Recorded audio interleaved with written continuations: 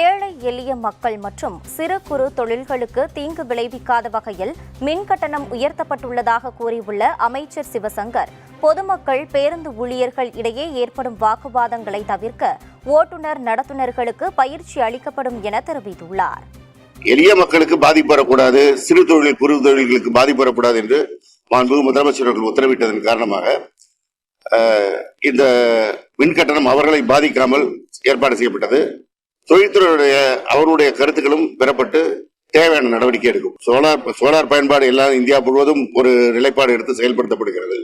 அதை பயன்படுத்துகிற போது அந்த மின்சாரத்தை தமிழ்நாடு அரசுக்கு கொண்டு வந்து கொடுக்கின்ற போது அதற்கான சில நிபந்தனைக்கு உட்பட்ட அந்த கட்டணங்கள் இருக்கதான் செய்யும். தேவைப்படும் காலப்போக்கில் மாற்றங்களுக்கு ஏற்ப நடவடிக்கை. ஓட்டுநர் நடத்துனர்களுக்கு அவ்வப்போது அவர்களுக்கு வகுப்பு எடுக்கப்படுகிறது. அவர்கள் மக்களிடத்திலே இனிய முறையில் பழக வேண்டும் என்று அறிவுரை வழங்கப்படுகிறது. சில நாட்களில் ஓரிருவர் செய்கின்ற தவறு உடனடியாக வீடியோக்கள் வந்து வைரலாகிறது. அப்படி நடக்கிற பொழுது அவர்களுக்கு நடவடிக்கை எடுக்கப்படுகிறது, அவர்களுக்கு வகுப்பும் எடுக்கப்படுகிறது. இது ஒரு தொடர் நடவடிக்கை.